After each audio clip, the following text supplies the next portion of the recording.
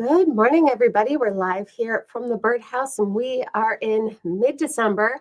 So we are in the full swing of the holiday season, but we've got a birding update here for you still, and we'll talk a little bit about the different wrens people are seeing because we've been getting so many people coming in with pictures of a new bird at their feeder, and a lot of the time, and over the past week or two, it's been a Carolina wren. So I thought I'd show you guys some of the different wrens that we do have around here right now as well, at least if you're in the Western New York area. And if not, you might still have the same birds, or you might have slightly different ones.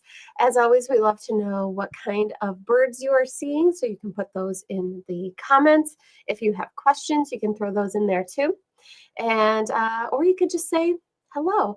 And if you are still shopping for the holiday season, which I know I definitely am. I am very behind. You can shop on our website at thebirdhouseny.com. If you're local to Monroe County, we do deliver for free, and those deliveries will be going out Thursday is your next delivery day. And we'll be doing deliveries up to December 23rd. So you've still got some time.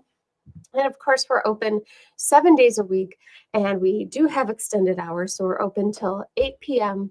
Monday through Thursday, and those hours go through the 23rd. So we've got lots of open time for you guys to shop at your convenience.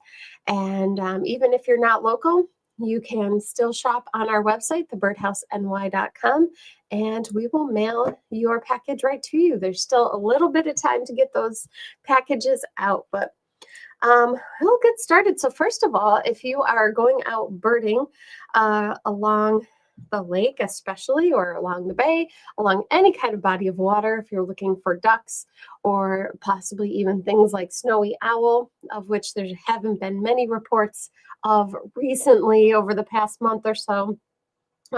There's also different types of gulls. We don't talk about gulls all too often, but there are 3 different species that you're likely to see right now.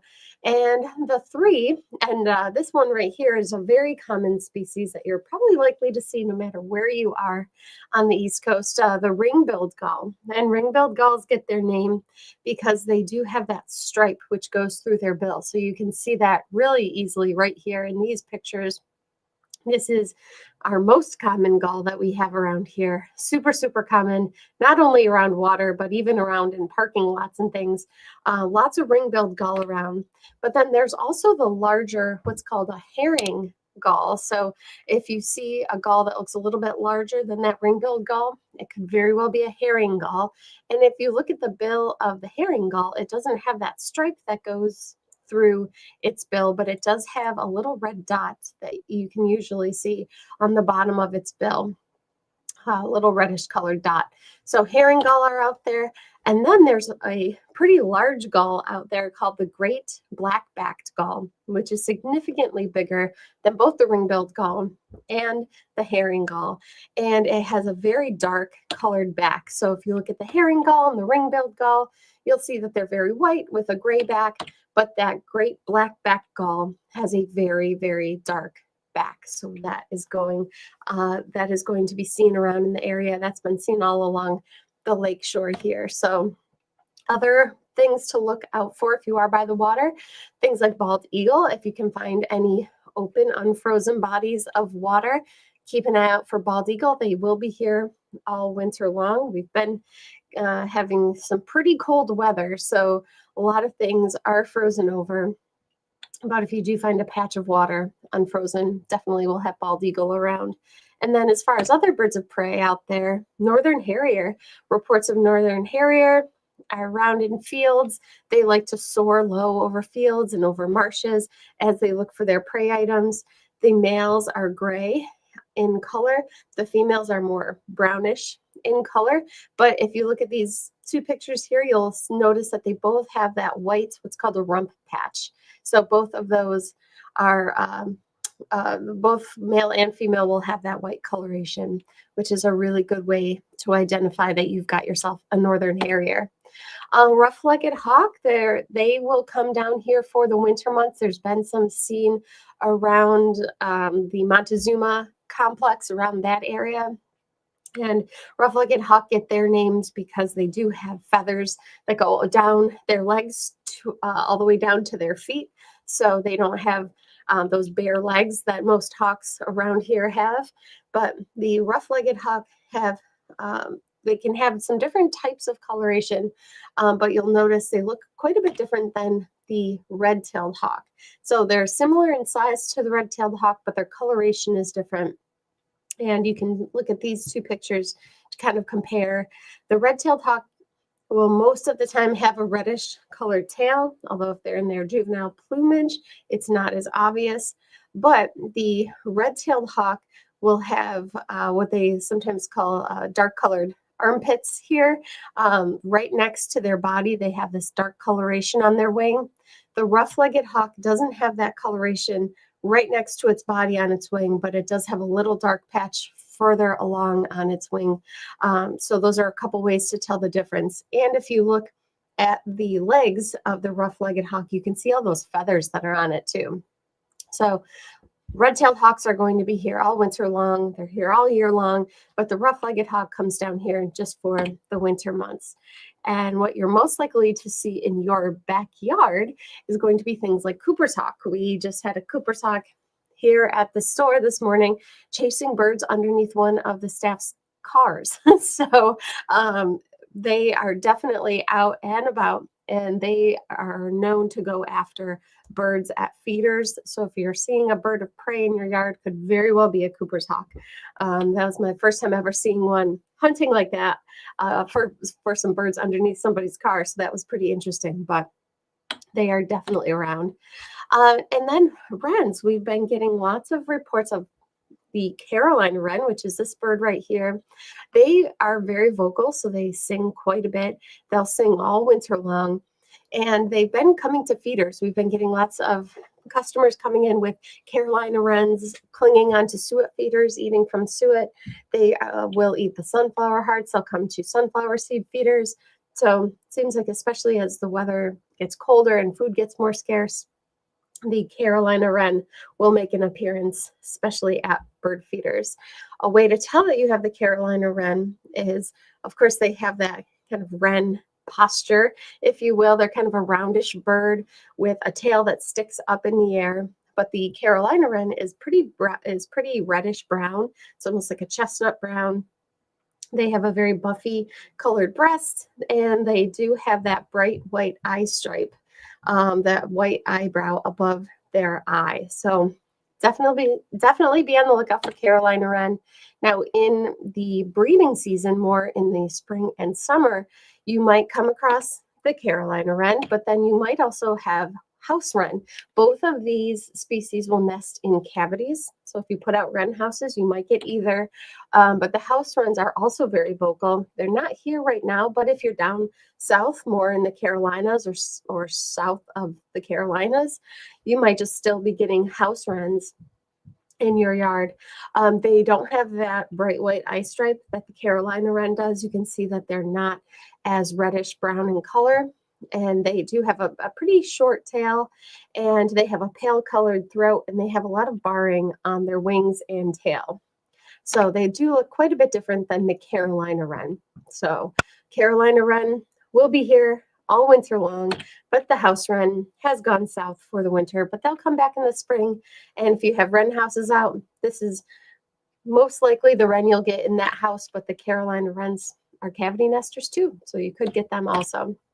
Another type of wren to be on the lookout for, though, not necessarily at your feeders, but if you're out birding, if you're out hiking, is the winter wren. So like its name suggests, it comes here for the winter.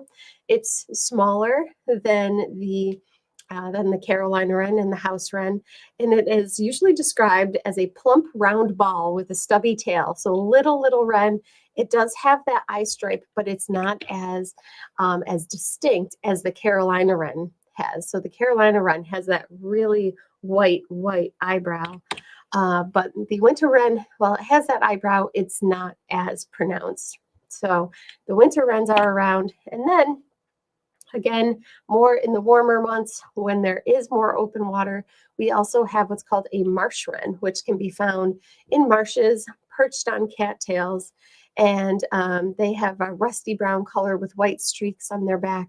They have a round body with a short tail and pale, unstreaked underparts. Not a bird you're likely to see now in the winter time, but we do get them in the spring and summer months. So the two you're most likely to see right now are going to be the winter wren, if you're out birding, and then the Carolina wren at your feeders. So some wren diversity there that we have. But if you also are seeing some different brownish colored birds at your feeder, it could be some of these sparrows that are here for the winter time and will be here during migration season as they're making seasonal movements.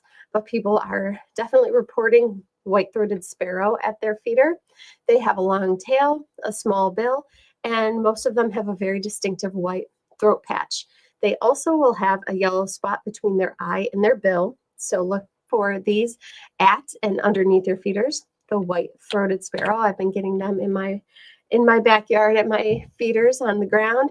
Song sparrow, there's been also lots of song sparrow reported. Not your most common backyard bird, but if food is scarce, you might see them hopping around on the ground in a mixed flock with other birds.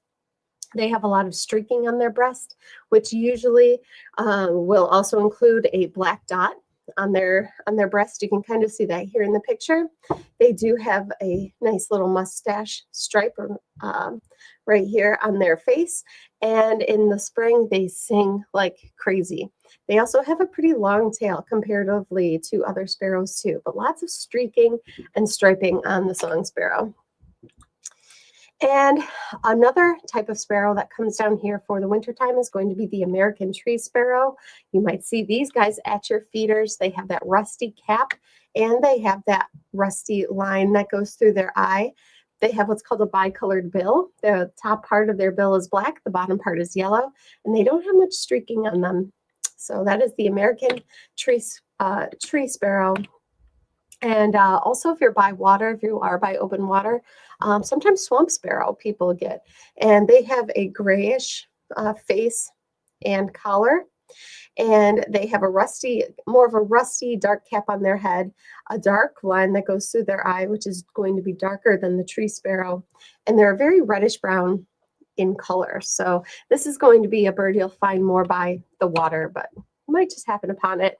And then the most common sparrow you'll get at your bird feeders, as far as one that's coming down here for the winter, is going to be the dark-eyed junco, which is in the sparrow family. They are overall very gray in color with that pink bill, dark eye, and a white belly. Other things people are seeing, we had these photos sent in by Mark J of some of the birds he has come across, and these are some common backyard birds that you might see at your feeders this winter. Things like downy woodpecker, and then also the red-bellied woodpecker. This is a great photo here. You can see the tongue of the red-bellied woodpecker coming out of the bill. This is a female red-bellied woodpecker because she doesn't have the red that goes totally over her head. It is not stretching from her bill to the back of her head. There is that gray patch on the top of her head.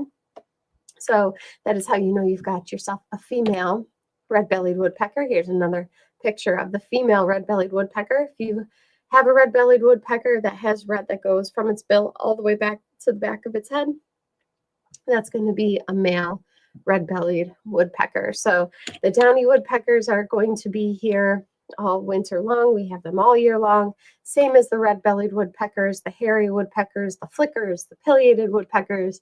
So you can get a really good woodpecker diversity at your bird feeders all winter long and all year long. Tufted titmouse, you might see these in a mixed flock with chickadees or nuthatches. They like sunflower seed. They love peanuts, and there's definitely lots of them around. So this is the tufted titmouse.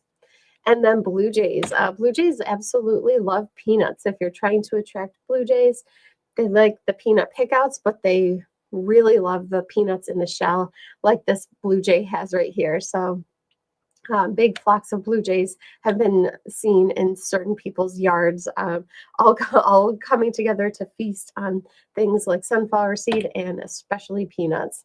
And then here's a northern cardinal, another gorgeous bird that we have here all year round. And when there is a background of snow, there's nothing that's much more beautiful than the bright red cardinal in the snow. So this is the male, and then of course the female, which we have all year round.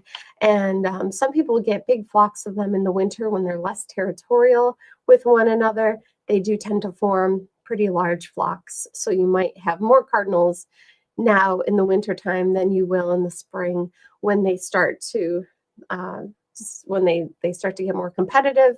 They're starting to compete for mates. So during that time, they kind of disperse from one another. But right now, you might come across a nice flock of the cardinal. So it looks like there are some people on here. Let's see, Steel Monkey is on. It says, had my first snowfall the other day, and I'm just starting to see cardinals come around now. Still no juncos. You carry so many wonderful products in your store. I was curious, what's your best seller? Oh gosh, I guess it depends on what category you're talking about. If you're talking about bird feeders, that will attract some of these birds to your backyard. Our best sellers are the Squirrel Buster feeders. Those work so well at attracting birds, and they keep the squirrels away. So those are some of that's definitely our top selling line of bird feeders. As far as our seed goes, our chickadee blend, you can't get anything better than our chickadee blend. There's something for any kind of songbird that's going to come to a bird feeder that is in that blend. So the chickadee blend is really great. Steel Monkey says, also the binoculars I'm using are 7x35. I was wondering what the next step up would be and if there would be a big difference. Thank you and have a nice holiday, my BFF. Thank you for that. And if you're going to do an upgrade from the 7x35, I would do probably an 8x42 binocular.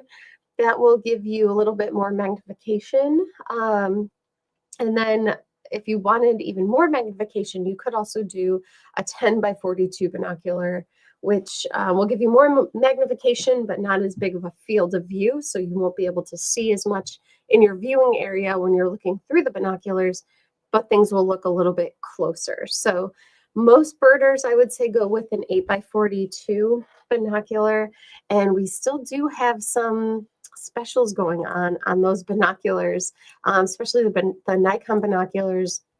We do have some on special still on our website, which is thebirdhouseny.com. If you're looking for an upgrade on your binoculars, we do have quite a few available on the site. Let's see. What is this?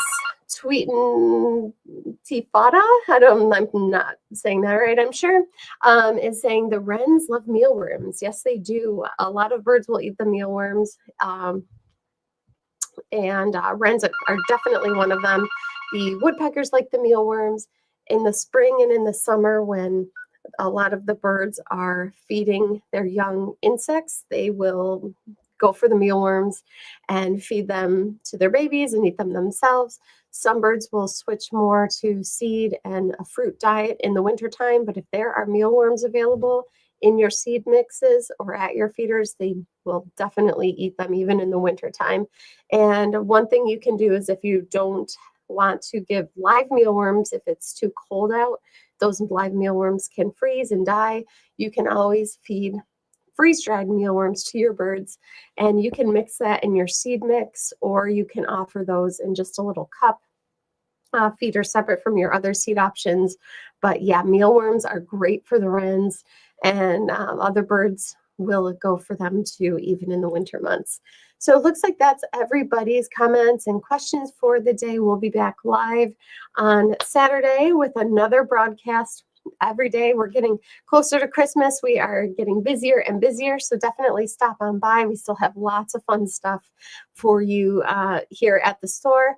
And if you are local, on Saturday we are having a tasting with John John's Bakery. They'll be having their world famous peanut butter balls here, which we also sell. And so that should be a fun time. They're going to be here from 10 to 1. So that is this Saturday. So stop on by if you're around. Those are very, very delicious. And until Saturday, have a great week. We'll talk to you soon. Have a great day. Bye-bye.